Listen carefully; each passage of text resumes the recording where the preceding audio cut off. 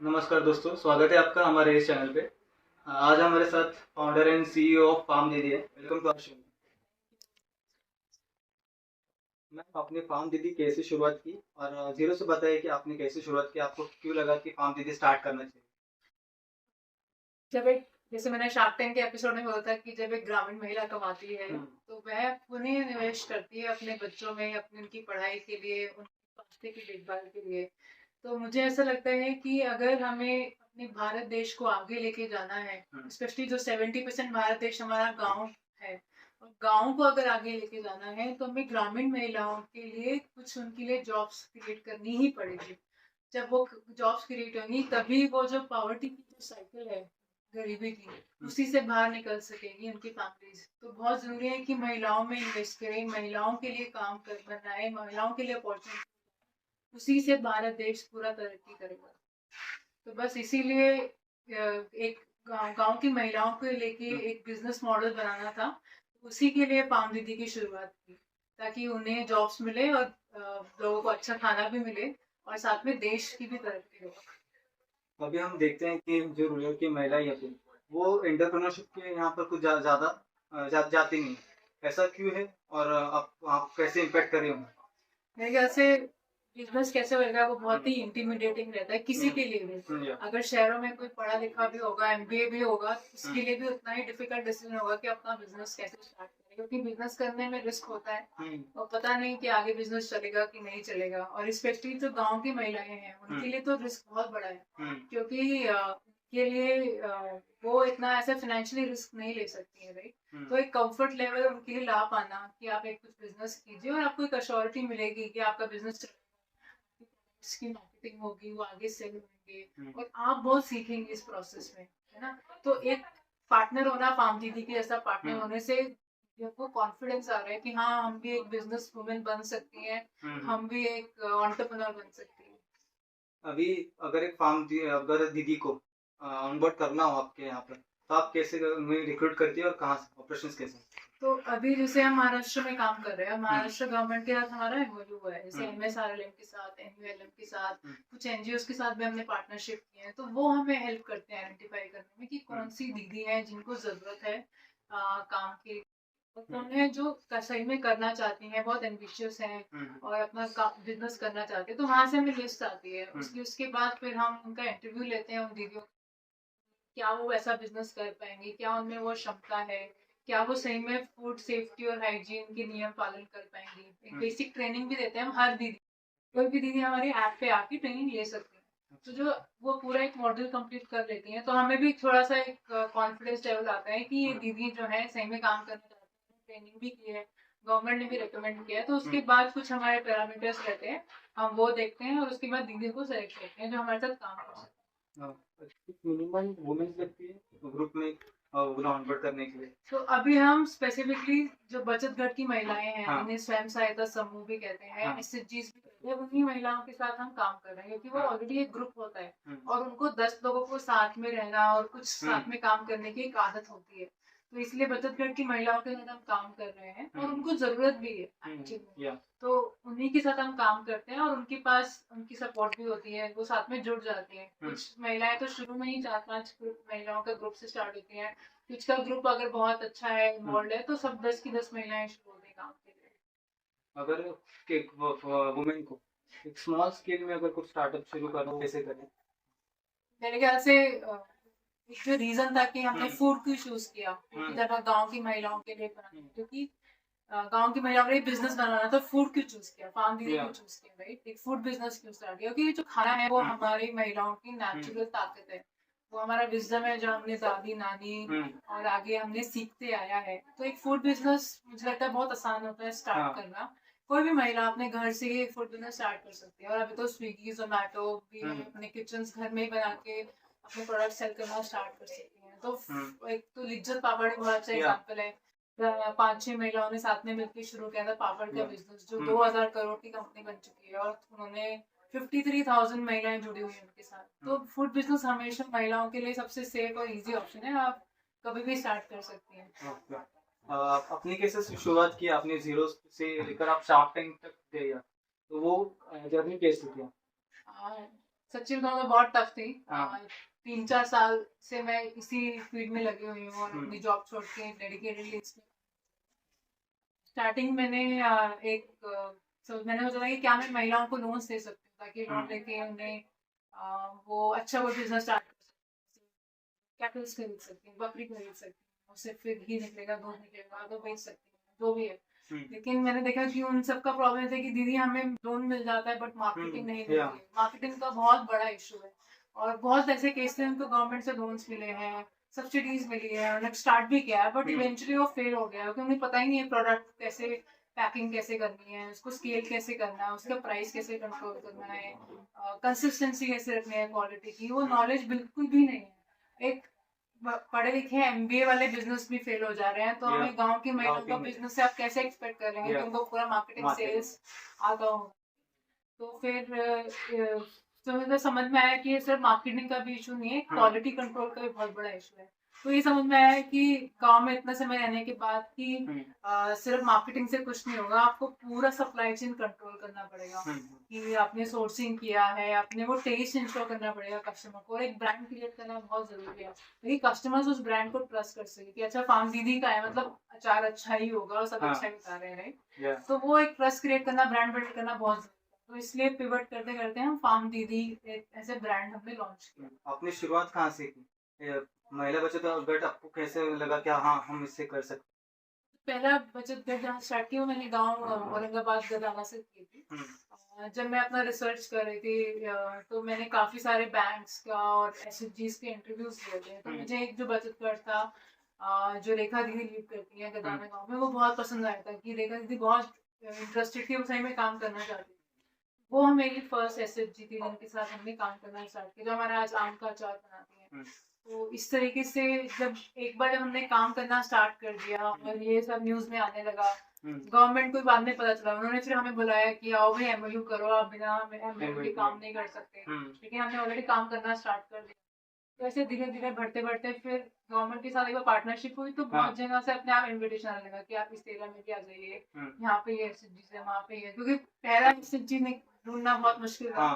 उसके बाद चीजें जब आप एक अपना एग्जाम्पल सेट कर देते हैं, उसको प्रूफ कर देते हैं कि हाँ ये पॉसिबल है, हम ऐसा पूरा कर पा रहे हैं, तो आपको ऑटोमेटिकली एक बड़ा सपोर्ट आने लग जाता है। लेकिन शुरू में हमेशा डिफिकल्टी आती है। अभी आप कौन सी रीजन में काम करते हो और आपके साथ कितने एसएचजी हैं? वैसे तो आज अभी तक हम ऑलमोस्ट 150 से ज्यादा है, 200 से ज्यादा एसएचजीज हैं, बचत गट है, जिनको हमने ट्रेनिंग्स दी है या उनके लिए फूड लाइसेंस लेने में उनके लिए मदद की है, या पैकेजिंग की कैसे करना चाहिए वो सब सिखाया है। हमारा एक दीदी बिजनेस करके चैनल भी है यूट्यूब पे, जहाँ पे वो दीदियों को वीडियोस मिल सकते हैं कैसे करना है, मार्केटिंग कैसे करना है, प्राइसिंग कैसे सेट करनी है, जो तो हम बोलते हैं mini MBA for food business. तो वो सारी इन्फॉर्मेशन मराठी में और हिंदी में ऐसे वीडियोस बना के हमने शेयर।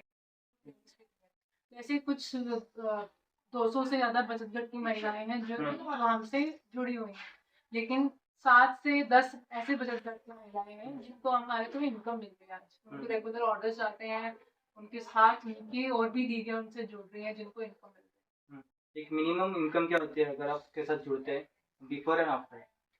तो ऑनेस्टली हम शुरू किया था तो बचत गट की महिलाओं की कोई इनकम नहीं थी, 0 से लेके 1000 या 2000 मैक्स टू मैक्स। वो भी कैसे मिल रहा था, या तो खेतों में काम करने जा रहे थे, या फिर उन्होंने फूड बिजनेस ट्राई किया था, तो कभी साल में जब गवर्नमेंट्स के जो मेले वगैरह लगते हैं तब उनको इनकम हुई, लेकिन या फिर अपने आस पड़ोस में थोड़ा बहुत बेच के इस तरह से काम चल रहा था। तो जब हमारे साथ जुड़े तो अब हर महीने उन्हें ऑर्डर्स आ रहे हैं, तो समझ में आ गया था कि मार्केटिंग करना बहुत मुश्किल है गवर्नमेंट के। अगर हम वो फेयर्स में भी जा रही हैं तो पूरा पूरा दिन वहाँ पे रहना, खड़े रहना, कस्टमर से बात करना बहुत मुश्किल हो जाता है, और मार्केटिंग तो वही है, कस्टमर से बात करना, राइट। तो फिर हम लोग उनसे जुड़े और फिर उनको पूरा मार्केटिंग कैसे करना है, हम मार्केटिंग पूरा संभालते हैं और दीदियाँ हैं जो पूरा मैन्युफैक्चरिंग। अच्छा, अगर एक रीजन है उसमें, क्योंकि मेंटेन करना, क्वालिटी मेंटेन करना बहुत मुश्किल होता है, रीजन टू रीजन वाइज आप कैसे हैंडल करते हो? तो क्वालिटी कि हमारे एक 7 पैरामीटर्स है पूरे, जिसमें एक रॉ मटेरियल कंट्रोल बहुत जरूरी है। तो वो हमारे कंपनी के अंडर जो हमारे एम्प्लॉइज हैं चेक करते हैं कि कौन सा कहाँ से आम आ रहा है, मैंगो पिकल बना रहे हैं, और जो मसाले हैं हम दीदियों को प्रोवाइड करते हैं। ताकि वो जो टेस्ट है वो हमेशा शॉर्ट रहे। हम्म, और जो कैसे बनाना है, आम आ गए हैं, मसाले आ गए हैं, तो हाँ, अब आम और मसाले को किस तरह से रखना है, कैसे, कब रखना है और वैसे, कितने दिन उसको रखना है हम्म, ताकि वो अचार अच्छा बन सके, वो पूरा ट्रेनिंग हम देते हैं। और इनफैक्ट वो जिस एरिया में वो अचार बना रही हैं हम्म, उसमें भी कुछ नियम पालन करने पड़ते हैं, जैसे चप्पल हमेशा बाहर रहेंगी, खिड़कियां हैं तो उसमें नेट लगा होना चाहिए, किसी तरह बाहर से इंसेक्ट्स आ जाएंगे, या कोई भिंती नहीं होनी चाहिए, या फिर हाइजीन मेंटेन करना, बहुत सिंपल सिंपल जो रूल्स हमने ऐसे 36 रूल्स बनाए हुए हैं जो हमको हाँ, फॉलो करने पड़ते हैं, गूगल फॉर्म में अपडेट करने पड़ते हैं जब भी वो ओके, प्रोडक्शन करते हैं। तो पूरे एसओपीज बनाए हुए हैं हम्म, ट्रेनिंग्स के लिए, रेसिपी इम्प्लीमेंट करने के लिए भी, और स्वच्छता के नियम। अ, और आप कैसे मार्केटिंग में मदद करेगी, क्योंकि मार्केट करना बहुत मुश्किल होता है एक प्रोडक्ट को लॉन्च करना, क्योंकि आपकी बहुत सारी कंपटीशंस भी है, या आप अकेली कंपनी नहीं है कि जो अचार्स बनाते हैं, बाकी बिल्कुल। कंपनी कैसे कम्पीट कर सकते हैं। तो एक तो हम जो अचार बना रहे हैं इसमें हाँ, कोई केमिकल प्रिजर्वेटिव्स नहीं होते, और सबसे अच्छी बात है कि दीदियों की वजह से क्या होता है कि ये अचार छोटे बैच में बनते हैं, धूप में सुखा के बर्नियों में रखे, तो बिल्कुल होममेड टेस्ट आता है उससे।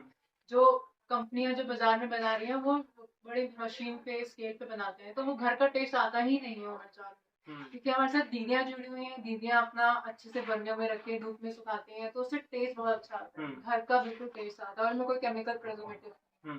तो और हमने रेसिपीज पे बहुत काम किया, जो भी आप एक प्रोडक्ट खा रहे हैं तो हमारी एक टीम है, तो रेसिपी कम से कम समझो 20 बार चेंज हुआ होगा, तब जाके आपको वो शार्क्स को इतना पसंद आया, क्योंकि हमने इतनी बार कस्टमर्स की फीडबैक ली है कि अच्छा नमक बैलेंस करना पड़ेगा, इसमें ये वाला तेल नहीं, ये वाला तेल यूज होगा, इसका ये मसाला ज्यादा है, और कभी कभार प्रोडक्ट स्टेबल भी नहीं होता कि अचार इतने टाइम तक रहे कैसे रहे, तो वो भी पूरा एक साइंस है जिसपे हमने काम किया है।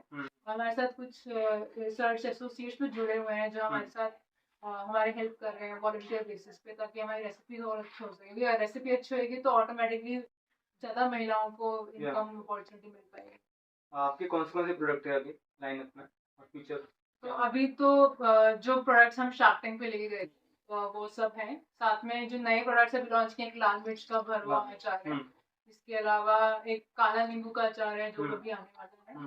तो अभी तो ये प्रोडक्ट है, इसके अलावा हम कुछ ऐसे प्रोडक्ट्स हैं जो आंध्रा स्पेसिफिक और पंजाबी स्पेसिफिक और गुजरात स्पेसिफिक प्रोडक्ट्स पे भी हम काम कर रहे हैं, ताकि हम रीजनल फ्लेवर्स लेके आए। Region to region wise fruits जो हो गए, आप कैसे भी आप जो पिकल बनाते हैं वो region to region wise matter करते हैं, कम से कम 200 या 500 टाइप के आम के अचार मिल जाएंगे आपको पूरे इंडिया में। हाँ, और कोल्हापुर का मैंगो पिकल और सोलापुर का मैंगो पिकल और औरंगाबाद हाँ, का और पुणे का चारों का अलग होता है। हाँ, टेस्ट डिफरेंस वेरी होता है। अरे तो महाराष्ट्र है, हाँ, महाराष्ट्र में अगर तुम बाहर जाओगे तो हम्म, पंजाब, हरियाणा, झारखंड, आंध्र प्रदेश में अलग, हर जगह तेल अलग यूज होता है, स्पाइसेस अलग यूज होते हैं, मेथड अलग मेथड अलग यूज होते हैं, तो वैरायटी बहुत ज्यादा। तो अभी फोकस ये है कि जो सबसे ज्यादा वैरायटी का जो लोग पसंद करते हैं हाँ, वो उस पे काम कर रहे हैं। तो अभी तक हमने एक पंजाबी मैंगो पिकल तैयार किया है, हमने एक महाराष्ट्रियन ट्रेडिशनल मैंगो पिकल बनाया है, फिर इसके अलावा हम आवा का है जो आंध्र प्रदेश का, उसके पे काम करेंगे। तो इस तरह से हम रीजनल फ्लेवर्स लेके आएंगे। आपको अगर रूरल महिला को अगर, क्योंकि प्रॉब्लम्स बहुत सारे आते हैं, क्योंकि फैमिली सपोर्ट भी नहीं रहता, तो आप वो कैसे आपने देखा और आप कैसे उन्हें बता रहे कि आप, हाँ हम ये भी कर तो सकते हैं आप? इसकी शुरुआत जब हुई थी तो मैंने पहले बिहार में काफी टाइम स्पेंड किया था, हाँ, गवर्नमेंट के लिए एक मैं रिसर्च पेपर पे काम कर रही थी वुमेन एम्पावरमेंट का। तो हाँ, उसमें सेंसस ये निकला था कि जब तक जो हस्बैंड्स हैं हाँ, या फिर पिताजी हैं वो एम्पावर नहीं होंगे तब तक उनकी बेटियां या बहुएं एम्पावर नहीं हो सकती। तो मैंने ये बहुत स्ट्रांगली देखा था कि जहाँ भी हस्बैंड या पापा जो सपोर्टिव थे वहाँ की महिलाएं ज्यादा कॉन्फिडेंट थी, वो अपने आप को एक्सप्रेस कर पा रही थी, वो बहुत उत्साहित थी कि उन्हें आगे जिंदगी में क्या करना है। अगर हस्बैंड सपोर्टिव नहीं थे तो वो इतना नहीं कर पा रहे थे। ये लिमिटेशन मैंने हर जगह देखी है।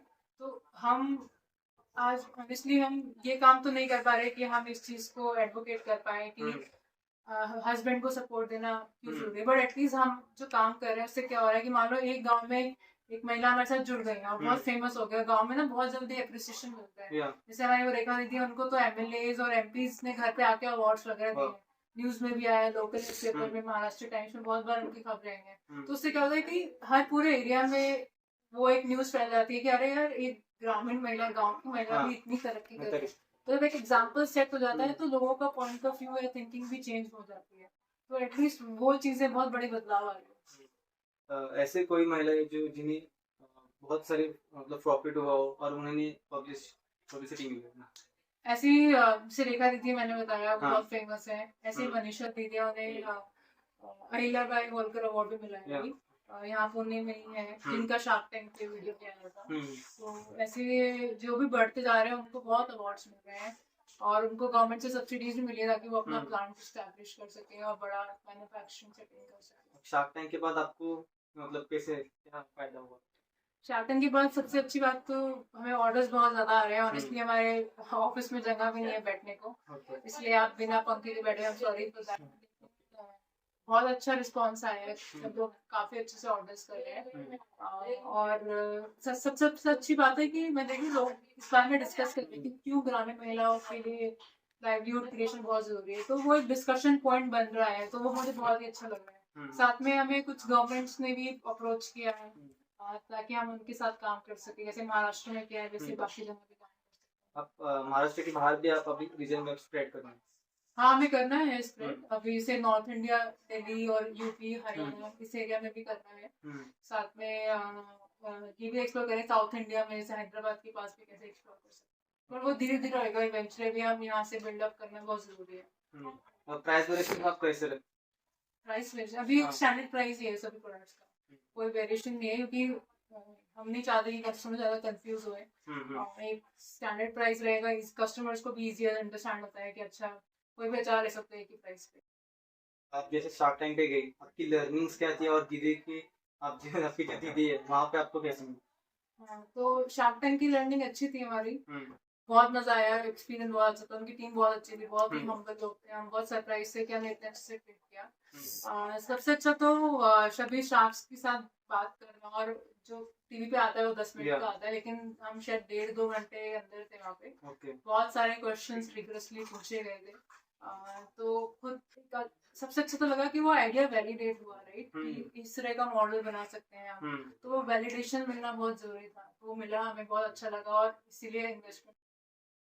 दूसरी चीज, उनको प्रोडक्ट्स बहुत अच्छे लगे थे, काफी चीजें आई थी जो कट करके आईने से अमन ने बताया था कि उनको अपनी दादी की याद आती है अचार की। दादी जब बनाती थी घर में अचार, तो खुशबू आती थी, और सब चाचियां आंटियां पड़ोस में सब डब्बे लेके आ जाती थी कि हमारे लिए अचार देना। ऐसे इमली चटनी बहुत अच्छी लगी थी, तो ये तो आए तो कट हुआ है, अभी आए नहीं।